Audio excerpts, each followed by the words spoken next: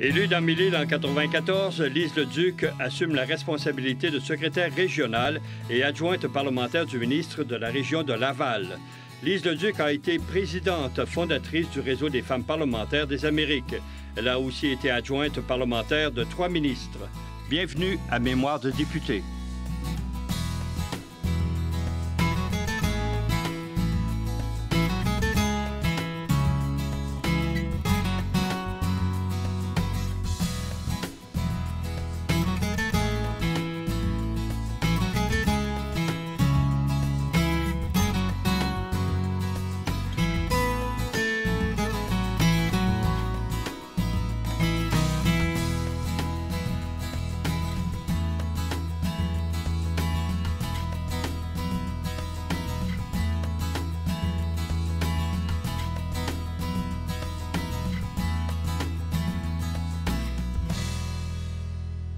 Bonjour, Mme Leduc. Bonjour, M. Morin. Mme Leduc, vous êtes arrivée tard en politique active, mais vous étiez une militante depuis un bon bout de temps. Oui, j'ai été militante depuis de nombreuses années. Je pense que j'ai fait toutes les élections comme militante, là, sûrement à partir de 76 et probablement 70 aussi, là. Parce que je me souviens, ma fille est née en 70 et je me souviens qu'on faisait du porte-à-porte puis j'étais enceinte, là. Alors, je pense que c'est depuis 70. J'ai toujours milité à l'intérieur du Parti québécois. Et là, vous avez fait à peu près toutes les tâches qu'une militante de la base, comme on dit, peut faire. Oui. De faire du porte-à-porte, là, de distribuer des dépliants. Puis après ça, bien évidemment, avec le temps, j'ai fait partie des exécutifs, etc. Mais j'ai fait à peu près tout là, de ce qu'on peut faire. Ça fait que comme députée, bien, j'étais peut-être un peu tannante dans les campagnes électorales pour aller voir comment ça se passait à mon comité électoral, là, parce que je voulais voir si tout était comme je l'avais fait ou comme je le souhaitais, là. Vous avez fait une bonne carrière dans l'enseignement, mais après l'enseignement, vous avez dirigé pendant plusieurs années aussi le Conseil d'intervention pour l'accès des femmes au travail. En quoi ça consistait, cet organisme-là? Bon, c'était une association nationale au sens du Québec. C'était pan-québécois. C'était tous les organismes sans but, les ONG, là, les organismes sans but lucratif qui s'occupaient de réinsertion des femmes sur le marché du travail. Il y en avait dans toutes les régions, un peu partout à travers le Québec. Alors, on réunissait... C'était ça, le CIAF, nos membres. C'était et les associations comme associations et les personnes qui y travaillaient, les intervenantes qui travaillaient dans ces groupes-là, à aider les femmes soit à retourner aux études pour avoir un meilleur emploi ou évaluer leur capacité, puis dire, bien, voici, puis présente-toi là, puis simuler des entrevues, etc. C'était ça le travail de base des membres du CIAF. Est-ce que c'est là qu'a commencé à germer dans vos revendications, l'idée de l'équité salariale? Oui, c'est sûr que c'est au CIAF que j'ai travaillé sur l'équité salariale. J'ai eu le plaisir d'y travailler à tous les niveaux, comme députée aussi, mais à ce moment-là, le dossier de l'équité salariale était je dirais le deuxième dossier. Le premier dossier qu'on a travaillé au CIAF, c'était les programmes d'accès à l'égalité. Puis une fois qu'on a réussi dans le sens de ce qu'on pouvait gagner, c'était pas tout ce qu'on voulait comme loi qui a été adoptée. Après ça, bien là, on s'est penché sur l'équité salariale parce que là, on allait vraiment chercher les femmes dans le milieu qu'ils avaient choisi et améliorer leurs conditions. Parce que ce pas toutes les femmes qui veulent s'entraîner à un non traditionnel ou qui veulent devenir chef d'entreprise. Est-ce qu'avant d'entrer en politique toujours, c'était difficile de sensibiliser les femmes, les entreprises, le gouvernement vers cet objectif-là? Si on parle des groupes de femmes, non, parce qu'on a travaillé ce dossier-là de concertation, les programmes d'accès à l'égalité. C'est sûr, c'était le CIAF qui était leader, parce que nous, c'était l'emploi. Il y a des groupes de femmes en santé, etc., en tout, mais on avait l'appui de l'ensemble de ces groupes de femmes-là, de la FEAS jusqu'à la Fédération des femmes du Québec, là. Les entreprises? Les entreprises, bien là, c'est un peu plus difficile, oui. Les entreprises, c'est pas de les convaincre, c'est de les obliger. Il n'y avait pas de façon, là, à un moment donné, sans qu'il y ait une obligation là, d'établir les programmes d'accès à l'égalité, mais aussi d'équité salariale. Alors, il fallait vraiment une législation pour ça. À quel moment vous avez réalisé qu'il était mieux de plonger en politique active là, pour que ça accélère l'aboutissement de vos dossiers? Bien, disons que le moment exact, je pourrais vous le dire, là, c'est au décès de... En revenant il y avait on pouvait aller rendre hommage à M. René Lévesque qui était décédé, là. Et puis disons que où j'ai pris ma décision, c'est à ce moment-là, là, vraiment, là, et je ne sais pas pourquoi, là, ça m'a amené. J'avais eu des contacts avec... D'abord, j'étais militante à l'intérieur du Parti québécois, là, des contacts, tout ça, mais ma décision n'était pas formelle. Mais à ce moment-là, je me suis dit, bon, je veux des femmes en politique, je suis souverainiste, donc c'est au Parti québécois que je vais œuvrer, c'est pas dans un autre parti. Et si moi, j'y vais pas avec la préparation que j'ai, là, comment je peux dire aux femmes, venez donc, présentez-vous donc comme candidate, là. La connaissance que j'avais de l'appareil politique, à la fois du CIAF et du Parti québécois, là. Et ça, c'était pour l'élection de 89. Est-ce que vous étiez préparé de longue date? J'étais pas préparée. J'avais pas envisagé ça longuement, là, dire, moi, un jour, je vais être députée, là. C'est pas comme ça que c'est venu, là. C'est venu par mon implication à la fois à l'intérieur du Parti québécois et à la fois au CIAF, où c'était du travail politique, là. Je faisais du travail politique non partisan, mais c'était des présentations de mémoire en chambre, participation à des conférences, etc. Alors là, ça m'a amené à voir que c'est important qu'il y ait un écho aux revendications qu'on fasse qui soit à l'intérieur du gouvernement. Dans le fond, ça a été ça ma motivation profonde. Je me disais, oui, mais là, si on reçoit, on demande à toujours des gens qui sont fermés, c'est plus difficile. En prévision des élections de 89, là, pour l'investiture, est-ce que vous aviez des adversaires ou c'était une nomination? Non, j'ai eu un adversaire qui était l'ancien président de la commission scolaire. Mais j'avais travaillé beaucoup, je connaissais beaucoup de membres. Ayant travaillé beaucoup à la base, ça a bien été, là. Il n'y a pas eu de problème. Est-ce que vous étiez à l'aise pour parler en public? Non. Ça a toujours été difficile pour moi, même c'était une des choses... Puis je dois dire que comme j'ai sollicité souvent des femmes pour aller en politique, c'est une chose qui les arrête beaucoup, là. Ils ne se voient pas devant un micro, devant une grande salle. Mais je l'ai vécu, je les comprenais, là. Et je vous dirais que la première fois que j'ai prononcé un discours, c'est que je me présentais pour être conseillère à l'exécutif régional. Alors, là, c'est la première fois que je m'adressais à une salle, puis je sollicitais, dans le fond, l'appui des gens, là. Là, j'avoue, là, que j'ai trouvé ça difficile. Mais c'est jamais la chose que j'ai aimé le plus à faire pendant que j'étais en politique. D'ailleurs, ça m'a amené à relire mon discours, le dernier discours que j'ai fait dans le comté quand je quittais, là. Et je terminais en disant, est-ce que je vais m'ennuyer? Je disais sûrement pas des discours à faire et des discours à écouter. Fait que ça m'a suivi. J'ai acquis quand même un petit peu d'aisance, plus d'aisance, mais ça n'a été jamais une chose que j'aimais. C'était pas mon pain et mon beurre, là.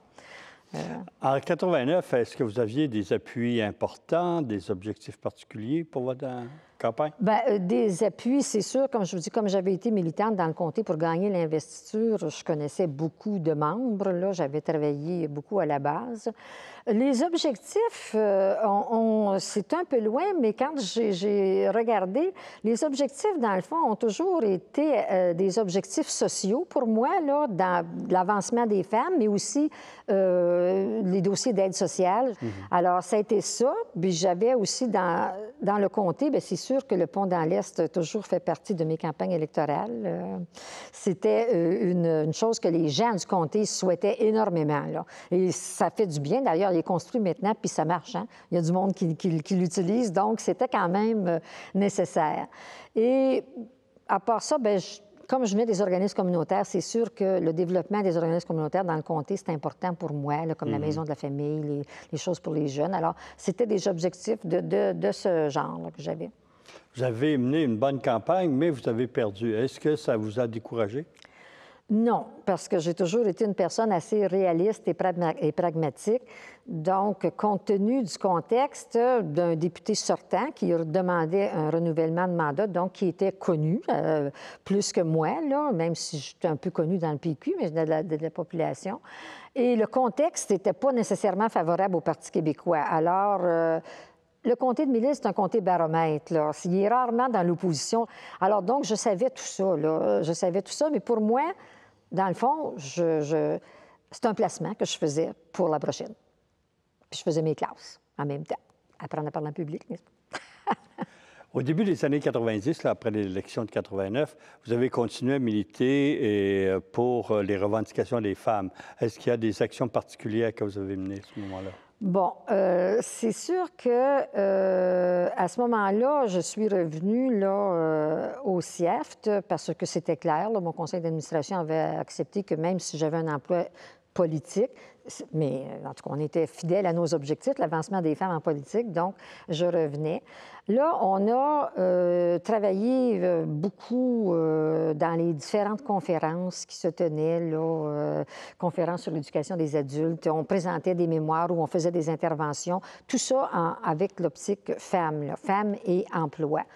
Et le militantisme politique, est-ce que vous l'avez mis en veilleuse? Non, parce que j'étais présidente régionale au moment où je me suis présentée en 89. Ça fait que ça veut dire que le militantisme était resté. Mais là, comme j'avais plus une intention de me représenter à la prochaine élection, à ce moment-là, je suis devenue aussi, je siégeais à l'exécutif national comme présidente du comité d'action politique des femmes.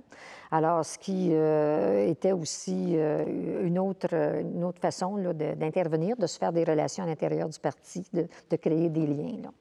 Et vous êtes revenu pour la campagne de 94. Est-ce que vous avez changé votre façon de faire pour cette élection-là? D'abord, M. Bellil se retirait, alors je ne faisais pas face à un député qui était en place et qui était très connu. Donc, c'était quelqu'un qui n'était pas connu, qui était mon adversaire. Moi, j'avais eu la chance de me faire connaître plus aussi par la première campagne. Je suis toujours restée active entre les deux, là. Je faisais des communiqués aussi pour le PQ, etc. Et à part de ça, la conjoncture était bonne, là. Comme je vous disais, Mille, c'est un comté favorable. Donc, la conjoncture nationale pour le Parti québécois était meilleure. Si on veut se situer là, sur une carte géographique, les limites nord-sud, est-ouest de votre comté, c'était quoi? Tout l'est de l'île, ce qui comprenait les quartiers de Saint-François, Auteuil, du Vernet, Saint-Vincent-Paul, les anciennes villes de Laval. On a gardé les noms, les noms des comtés. Alors, ça comprenait tout l'est de l'île Jésus. Et une fois élu des députés, comment vous êtes intégré au groupe des nouveaux collègues, au décorum de l'Assemblée nationale? Vous aviez été habitué dans vos fonctions précédentes de venir les rencontrer, mais là vous étiez parmi eux. Oui, bien, c'est sûr que j'ai toujours eu à peu près la même méthode. Je n'arrive pas en défonçant des portes. J'observe plutôt, là, tu sais, je regarde comment ça se passe. C'est un peu ça que j'ai fait. Il m'est arrivé une petite aventure, par exemple, celle-là aussi, c'est que j'avais accepté de faire partie d'un comité aviseur sur la révision de la loi des bingos. Parce que je savais que les bingos, les organismes sans but lucratif, c'est aussi une chose.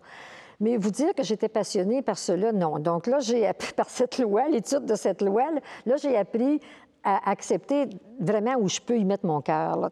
Alors, on fait nos classes de cette façon-là, de connaître aussi un peu, de faire des alliances un peu, de voir qui est plus de votre tendance ou de l'autre pour savoir quand va arriver le moment important pour faire avancer des dossiers qui vous tiennent à cœur, là. Avez-vous un bon souvenir de votre premier discours à l'Assemblée nationale? Pas vraiment, non. Pas vraiment, parce que même si j'avais pris de l'expérience, j'avais toujours gardé, ça a été une difficulté à ce point de vue-là. Et là, c'était dans l'Assemblée nationale. Puis là, vis-à-vis des pairs aussi, je pense que c'est toujours plus on a toujours plus... c'est le jugement des pairs à ce moment-là, c'est pas nécessairement le public. On vous observe de près. Oui, voilà. C'est ça. Alors, ce qui est arrivé, c'est que je me suis étouffée, comme ça, au début de mon discours, là. Mais ça, c'est pas si mal, là. J'ai arrêté pour prendre de l'eau, mais c'est qu'on aurait dit que ma voix est devenue atone après, là. J'ai continué le discours, là, avec une petite voix, là, tu sais, même en tout cas. Et je voyais mes collègues qui, eux autres, se bidonnaient un peu, hein? Pas très charitable. Bien, il faut bien s'amuser un petit peu en chambre. Ben oui. Monsieur le Président, je tiens à remercier et à féliciter le premier ministre, M. Jacques Parizeau, pour son courage politique. Ces dernières années, la lutte au déficit s'accommodait fort bien de l'immobilisme politique. Ce n'est plus le cas et j'applaudis à cette autre façon de gouverner. En terminant, je voudrais dire merci, Monsieur le Président, à mes collègues qui n'ont pas manqué de souligner l'apport qu'ajoutera la députation féminine au débat de cette Assemblée. Plusieurs ont même appuyé publiquement des projets législatifs qui cherchent à nous rapprocher de l'égalité entre les hommes et les femmes. Qu'ils sachent, Monsieur le Président, que j'apprécie leur appui. Merci. Est-ce qu'on vous a donné des fonctions particulières durant les premiers mois, première année de À député? part, je siégeais sur 2 commissions, qui étaient la commission de l'économie et l'emploi, parce que vraiment, je l'avais choisi, c'était mon premier choix. C'est là qu'étaient mes compétences ou la formation que j'avais eue au CIEF, là. Et puis, la commission des institutions. Là, mais il faut apprendre. Là, je ne peux pas dire que j'avais des compétences particulières là-dedans. Et puis, j'étais présidente de séance, ce qui veut dire quand il y a un président de commission qui ne pouvait pas, bien là, je pouvais remplacer. C'était à peu près ça pour la première année. Là, vous faisiez partie de l'équipe ministérielle. Est-ce que vous vous rendiez compte que vos dossiers débloquaient plus rapidement qu'en dehors de la politique? Bien, ça dépend, là. C'est sûr qu'on n'a plus d'influence, là. Tu n'as plus d'influence, puis pour les dossiers de la condition féminine, c'est sûr que le caucus des femmes, là, on n'a jamais fait de caucus de femmes comme tel, ça ne nous empêchait pas de se rencontrer. C'est sûr que là, on s'entendait pas mal sur les dossiers qui étaient pour faire avancer les femmes. Et puis, bien là, il faut aller chercher, ça a toujours été ma théorie. L'affaire des femmes, c'est pas juste l'affaire des femmes, il faut qu'il y ait des hommes qui l'appuient aussi. Alors, aller chercher des collègues, là, voir un peu, voir les collègues qui, à un moment donné, nous appuieraient en tout cas, quand c'était le temps de faire passer des choses. Là. Pour votre région, pour votre comté, quelles étaient vos priorités à réaliser durant votre premier mandat?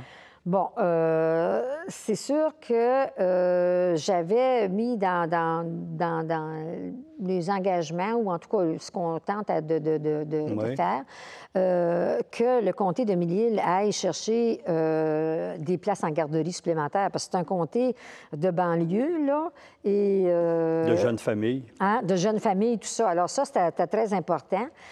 Aussi, pour en santé aussi, parce que il y avait des CHSLD, là, mais pas en place suffisante, puis ils désuaient un peu. Là, ça fait que là, l'amélioration de ça, c'était important aussi. C'est sûr que je continuais toujours à m'intéresser à ce qui était un peu l'emploi, là, comme la création des centres d'emploi. En tout cas, dans ce sens-là, là, pour en avoir un, on a réussi à en avoir un dans le comté. C'était à Laval, il était plus loin. Là. Des choses bien comme ça. Le pont, évidemment. L'usine Lapinière, ça, c'était en environnement. L'usine Lapinière, c'était important parce que c'était, même, je pense que c'était un engagement que j'avais pris en 89, là, pour l'assainissement des eaux. Alors, l'usine Lapinière, c'est un dossier qui a débouché.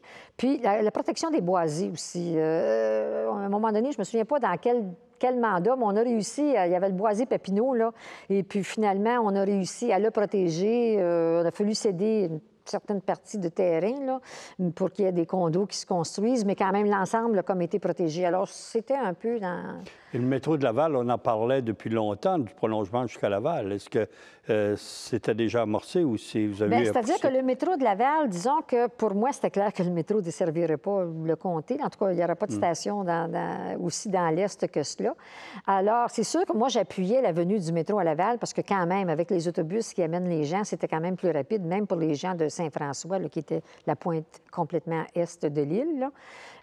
C'est sûr que j'appuyais le métro, mais disons que c'est mes collègues ministres qui ont plus dealé ça au niveau du cabinet. Du cabinet, oui. Oui. Mais je ne me suis pas opposée. Non, hein, sûrement pas.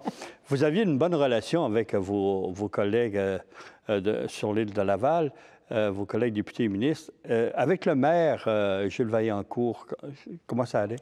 Bon, disons que je peux dire que c'est une relation quand même cordiale, là, parce que les dossiers qu'on défendait, que ce soit le métro, que ce soit, moi, le pont dans l'Est, il était d'accord avec ça. Alors, il n'y avait pas beaucoup de dossiers où on était en contradiction, là, parce que dans le fond, on était des députés lavallois, puis on prenait on prenait à cœur les dossiers lavallois. Alors, disons qu'on s'entendait assez bien. Il y en a peut-être juste un qui était le dossier du centre hospitalier Charles, centre hospitalier ambulatoire régional de Laval. Pas sur le fait, c'était sur la localisation. Mais il était localisé où il devait être, là, puis on s'en est pas voulu pour ça. Vous vous étiez donné pour mission principale de faire avancer les revendications des femmes. Ça restera toujours votre marque de votre vie publique. Est-ce que vous avez pu, une fois à Québec, établir des réseaux, pas seulement à l'intérieur des groupes de femmes, mais même auprès des parlementaires, dans l'opposition? Oui. Oui? Oui, c'est sûr que j'ai commencé par établir un réseau auprès des députés parlementaires. Les ministres, écoute, on n'avait pas beaucoup de difficultés à les convaincre. Là. Je pense à Louise Arel, Mme Marois, Louise Baudouin, il y en avait d'autres. Là. Mais je veux dire, vraiment, on n'avait pas de difficultés. Dans le fond, non. Dans le fond, on les appuyait là-dedans, dans ces dossiers-là, parce qu'il y avait des responsabilités dans certains de ces dossiers-là. Mais pour l'équité salariale, je me souviens qu'on avait contacté des députés de l'opposition aussi. Pour les députés femmes de l'opposition du Parti libéral le souhaitaient aussi. Donc, on les avait contactés. On avait eu certains contacts, particulièrement avec Mme Gagnon-Tremblay, qui était ministre à ce moment-là. Alors, ça a toujours été dans les dossiers de l'avancement des femmes. Je pense que l'ensemble des députés d'un côté de la Chambre, là, on s'organisait pour... Un sorte de front commun? Oui, voilà. Voilà. Après l'élection de 1994, un an après, c'est le référendum. M. Parizeau l'a préparé pendant tous ces mois-là. Est-ce qu'il vous a confié une tâche particulière, vous, dans la région de Laval? Bien, c'est sûr que quand il y avait pas juste dans la région de Laval, là, mettons que c'était au plan national ou qu'il y avait des déclarations ou des engagements qui touchaient la condition féminine, c'est sûr que là, j'étais présente à ce moment-là, soit à ces conférences de presse-là ou la façon dont on décidait de les annoncer. J'étais présente à ce moment-là parce que l'ensemble des groupes de femmes me connaissaient. Là. Moi, j'étais une amie pour eux, là, tu sais. Ça fait qu'on avait tellement travaillé ensemble sur toutes sortes de dossiers. Et aussi... je pouvais, à ce moment-là, pendant la campagne référendaire, aller si un de mes collègues rencontrait des groupes de femmes de son comté, ou ça, je pouvais être présente aussi à ce moment-là. Là, tu sais, je pense qu'au référendum de 95, c'était chacun dans nos comtés. Là, on devait former des commissions pour le oui, etc. Alors, j'ai fait à peu près ce que l'ensemble, sauf quand il s'agissait de dossiers conditions féminines, où là, j'ai été plus sollicitée. La victoire du oui semblait à portée de main en 1995. Comment vous avez encaissé la défaite? C'est sûr que quand on a travaillé très fort, c'est difficile d'encaisser. Puis surtout, arriver si près, là. Arriver si près, puis c'est ça, là, comme je disais, c'est le lendemain matin que... Puis c'est vrai, ça, je me suis dit ça, là. J'ai compris ce que ça voulait dire, avoir un goût de cendre dans la bouche, l'expression. Je ne savais pas ce que ça voulait dire, mais c'est amer, là, hein? C'est un goût amer. Alors, c'est ce que ça m'a laissé, là, comme impression, la défaite référendaire. Est-ce que ce goût amer-là a duré longtemps? Non, je vous parle du lendemain matin. Là. À un moment donné, je passe à autre chose. Là. Mais c'est sûr que ça a toujours demeuré une déception. Là. Je veux dire, c'est évident, là, parce qu'on a continué d'y travailler, mais on n'a pas réussi encore. Le lendemain, M. Parizeau a démissionné. Ça a dû être un autre choc pour vous. Comment vous l'avez appris? Bien, oui, ça a été un choc et surtout la façon dont je l'ai appris aussi, c'est que, bon, c'était le lendemain, tout ça, j'étais chez moi. Puis là, tout à coup, ça sonne à la porte. Ma voisine, elle a regardé la télé. Moi, je ne voulais plus regarder la télé. Elle arrive, elle dit, écoute, elle dit, est-ce que tu sais? Elle dit que M. Parizeau a démissionné. J'ai dit, non, je ne sais pas. Mais c'était un peu dur à prendre. Là, on avait tellement travaillé fort ensemble pendant la campagne que tout à coup, ça s'était fait puis qu'on n'avait pas été avertis du tout ou de quelque façon que ce soit là. Moi, j'ai toujours pensé qu'il aurait pu rester. Est-ce qu'il aurait dû rester? C'est pas moi qui va dire ça. Qu'il aurait pu rester malgré les déclarations qu'il avait faites, là. Mais bon, il devait y avoir d'autres raisons aussi qui le portaient à démissionner, pas seulement les raisons de sa déclaration qui a été un peu montée en aiguille, en tout cas, qui lui faisait tort. Là. M. Lucien Bouchard l'a remplacé comme chef du PQ et comme premier ministre. Comme chef de gouvernement, est-ce que vous avez vu, sous M. Bouchard, un changement dans l'analyse de vos dossiers de conditions féminines? Oui, bien, c'est sûr que étant de l'aile sociale, un peu centre-gauche, je dirais pas à gauche, là, gauche, là, mais plus à gauche et plus orthodoxe aussi, quand on parle de la souveraineté, là, ayant été qualifié dans cette aile-là, c'est sûr qu'à ce moment-là, l'arrivée de M. Bouchard, ce qui était pour des dossiers de pauvreté, admettons d'équité ou de pauvreté. Je ne parle pas des dossiers des femmes. L'équité salariale, ça, on n'a pas eu vraiment de problème à le convaincre d'adopter cette loi-là. Là. Mais tous les dossiers étaient analysés à la loupe économique. Donc, en tout cas, moi, dans ma conception, je pense qu'on doit les analyser à la loupe économique, mais qu'on doit aussi prendre en considération d'autres choses, des fois, quand on prend une décision sur une loi ou, mettons, la loi sur l'aide sociale ou des choses comme ça. Alors, c'est sûr que ça a changé un peu, là. Mais vous étiez sur le comité de l'équité salariale. Oui. Vous avez sûrement fait des recommandations. Est-ce que ça a progressé? Oui, je pense que sur le dossier d'équité salariale, je pense qu'on est allé comme au maximum de ce que l'on pouvait obtenir, là. Une des choses qui était très importante et qu'il a fallu obtenir, c'est que le gouvernement se soumette à sa propre loi, là. Pour les femmes, les groupes de femmes et les femmes députées, c'était inacceptable, ça, là, que le gouvernement... Mais c'est sûr que ça coûtait cher. C'est ça, la loupe économique. Oui, oui.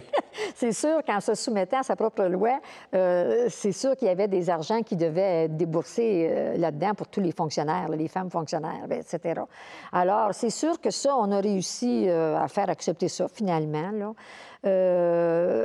On a réussi aussi que ce soit une loi qu'on appelle proactive, là, que ce soit les entreprises qui sont obligées de faire la preuve qu'ils ne font pas de discrimination vis-à-vis de leurs employés femmes. Ça, c'était très important parce que là, les femmes, le fardeau de la preuve sur le dos des femmes, ça n'aurait pas avancé. C'est quand une femme, il faut qu'elle parte puis qu'elle prouve qu'elle est discriminée. Là, c'était un peu fort. Alors, une loi proactive qu'on appelait. Alors, je pense que ça a été deux choses importantes. Et l'équité salariale a progressé au point que vous en avez vu l'aboutissement. Oui. Ça a été un bien beau moment de ma carrière de me lever pour voter l'équité salariale en Chambre, là. J'avais commencé à toute fin pratique dans la rue, si tu veux, par les revendications. Je me souviens que j'avais déposé une pétition au bureau de M. Bourassa. Oui. Mais là, à ce moment-là, on travaillait aussi avec les comités de conditions féminines des syndicats. Donc, ça nous aidait là, pour l'organisation. Là. Mais c'est quand même le CIAF qui était porte-parole de ce qu'on appelait le groupe des 13, là, où c'est tous les groupes de femmes et les gens qui s'occupaient de ça. Alors, c'est nous qui étions allés le déposer là, au bureau de M. Bourassa. Alors, ça fait, tu sais, comme j'ai travaillé dans la rue, puis jusqu'à voter la loi, c'est quand même gratifiant. Parallèlement, vous étiez secrétaire pour la région de Laval. Oui. Ça consistait en quoi? Bon, secrétaire régional, moi, j'étais comme, je ne savais pas le nom, j'étais comme adjointe au ministre responsable de la région, qui était David Clich à ce moment-là. C'est à peu près l'équivalent de ça, là. Mais David a décidé, là, à ce moment-là, en tout cas, de me donner, comme j'étais la présidence du caucus de Laval. Alors, les trois étaient ministres, là. Alors, moi, à ce moment-là, il a décidé de me donner la présidence du caucus lavallois, et c'était bien, parce que ça me donnait quand même un pouvoir de négociation aussi sur mes dossiers particuliers, là, tout ça. Et c'était ça, je pense, comme... puis ils m'ont donné aussi la responsabilité des dossiers de santé. Ça, c'était moi qui devais l'idée et développer les dossiers de santé dans la région de Laval, là. Alors, c'est à peu près ça, là, les responsabilités. Donc, président du caucus, ça veut dire que les gens qui veulent des rendez-vous, ils doivent s'adresser à moi, c'est filtrer un peu, voir aux réunions. On était un caucus très, très uni. Nous, on se réunissait tous les 2 semaines, hein, régulièrement tous les 2 lundis matin à 8 heures. Quand M. Bouchard a lancé l'opération du déficit zéro, il y a eu évidemment bien des compressions budgétaires, en particulier à l'aide sociale. Est-ce que vous avez senti que l'orientation social-démocrate du PQ était mise de côté? Bien, je reviendrai un peu à la question précédente. L'orientation comme telle, non, mais quand on va dans l'analyse des dossiers particuliers puis qu'on les analyse à la loupe économique en premier, c'est sûr que là, c'était un peu plus faible comme orientation social-démocrate, là. Mais disons que quand même, il y avait moyen de faire quelque chose, là. M. Bouchard n'était pas complètement fermé dans le fond, je pense que c'était quelqu'un qui était préoccupé des gens, là, tu sais. Ça fait que si tu pouvais y montrer que, oui, il y avait des gens qui étaient pénalisés fortement par telle affaire, bien, des fois, tu pouvais faire avancer tes dossiers quand même, là. Merci beaucoup, Mme Leduc. On continue la semaine prochaine. D'accord.